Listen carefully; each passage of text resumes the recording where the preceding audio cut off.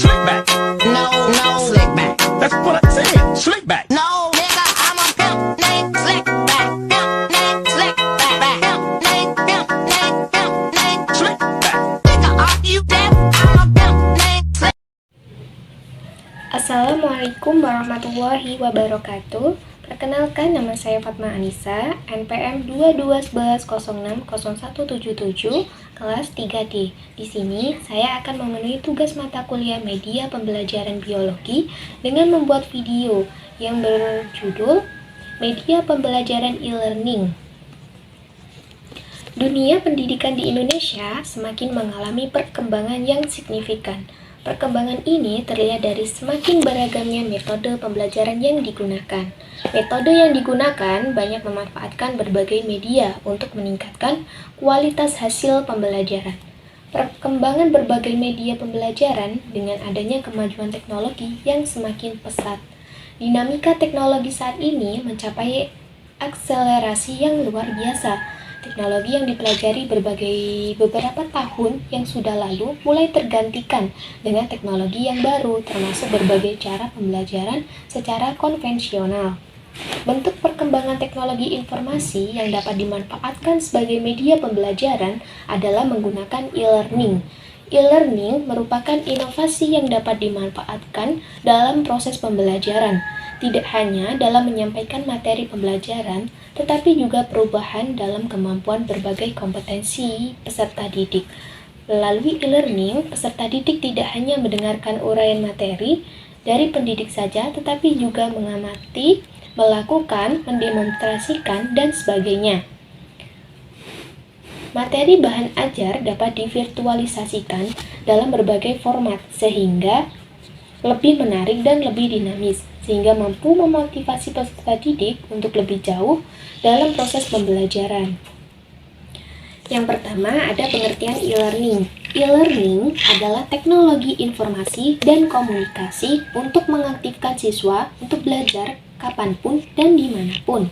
Pembelajaran elektronik atau e-learning telah mulai pada tahun 1970-an.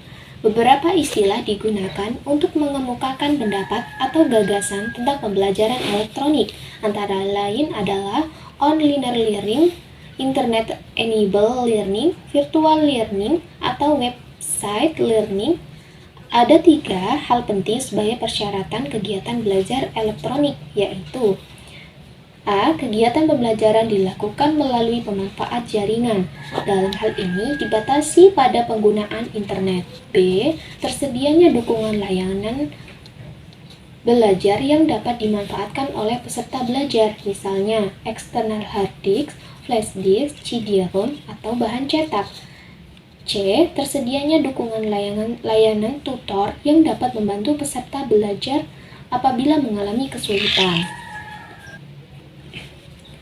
Di samping ketiga persyaratan tersebut, masih dapat ditambahkan persyaratan lainnya, seperti adanya A. Lembaga yang menyelenggarakan dan mengelola kegiatan e-learning. B.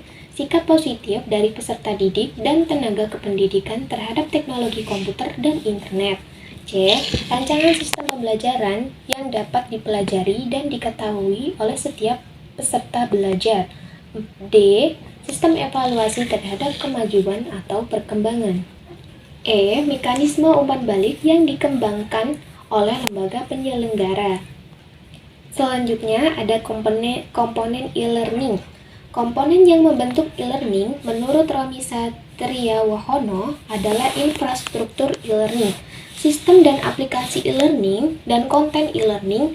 Infrastruktur e-learning merupakan peralatan yang digunakan dalam e-learning yang dapat berupa personal komputer atau PC, yaitu komputer yang dimiliki secara pribadi.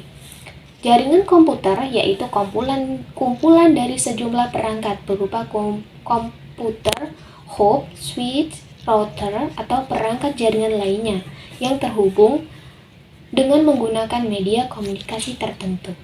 Internet yang merupakan singkatan dari Interconnection Networking, yang diartikan sebagai komputer-komputer yang terhubung di seluruh dunia, dan perlengkapan multimedia, yaitu alat-alat media yang menggabungkan dan unsur atau Lebih media yang terdiri dari teks, grafis, gambar, foto, audio, video, dan animasi secara terintegrasi. Termasuk di dalamnya peralatan telekonferensi, yaitu pertemuan jarak jauh atau beberapa orang yang fisiknya berbeda pada lokasi yang berbeda secara geografis. Apabila kita memberikan layanan synchronous learning, yaitu proses pembelajaran terjadi pada saat yang sama ketika mengajar, sedang mengajar, dan murid sedang belajar melalui telekonferensi. Selanjutnya, ada manfaat dari e-learning. E-learning dapat membawa suasana baru dalam ragam pengembangan pembelajaran. Pemanfaatan e-learning dengan baik dapat meningkatkan hasil pembelajaran dengan maksimal. Beberapa manfaat dari e-learning diantaranya, menurut Rohmah, 1. Dengan adanya e-learning, maka dapat mempersingkat waktu pembelajaran dan membuat biaya studi lebih ekonomis. 2. E-learning mempermudah interaksi antara peserta didik dengan bahan materi. 3. Peserta didik dapat saling berbagi informasi dan dapat mengakses bahan-bahan belajar setiap saat dan berulang-ulang. Dengan kondisi yang demikian peserta didik dapat lebih memantapkan penguasaannya terhadap materi pembelajaran. 4. Dengan e-learning, proses pengembangan pengetahuan tidak hanya terjadi dalam ruangan kelas saja, tetapi dengan bantuan peralatan komputer dan jaringan, para siswa dapat secara aktif dilibatkan dalam proses belajar mengajar. Yang selanjutnya ada strategi penggunaan e-learning. Strategi penggunaan e-learning untuk menunjang pelaksanaan proses belajar diharapkan dapat meningkatkan daya serap dari peserta didik atas materi yang diajarkan, meningkatkan partisipasi aktif dari peserta didik, meningkatkan kemampuan belajar mandiri peserta didik, meningkatkan kualitas materi pendidikan dan pelatihan, meningkatkan kemampuan penampilan informasi dan perangkat teknologi informasi, memperluas daya jangkau proses belajar mengajar dengan menggunakan internet, tidak terbatas pada ruangan dan waktu. Kesimpulan yang dapat diambil dari media pembelajaran e-learning adalah keberhasilan e-learning ditunjang oleh adanya interaksi maksimal antara pendidik dan peserta didik, antara peserta didik dengan berbagai fasilitas pendidikan, antara peserta didik dengan peserta didik lainnya, dan adanya pola pembelajaran aktif dalam interaksi tersebut. Apabila pembelajaran berbasis pada web, maka diperlukan adanya pusat kegiatan peserta didik, interaksi antara kelompok, administrasi penunjang sistem, pendalaman materi, ujian, dan materi online. Dari sisi teknologi informasi, internet memungkinkan perombakan total konsep-konsep pembelajaran yang selama ini berlaku. Teknologi informasi dan telekomunikasi yang murah dan mudah akan menghilangkan batasan ruang dan waktu yang selama ini membatasi dunia pendidikan. Beberapa konsekuensi logis yang terjadi antara lain adalah peserta didik dapat dengan mudah mengambil materi pembelajaran dimanapun tanpa terbatas lagi pada batasan tempat dan waktu. Peserta didik dapat dengan mudah berguru dan berdiskusi dengan para tenaga ahli atau pakar di bidang yang diminatinya.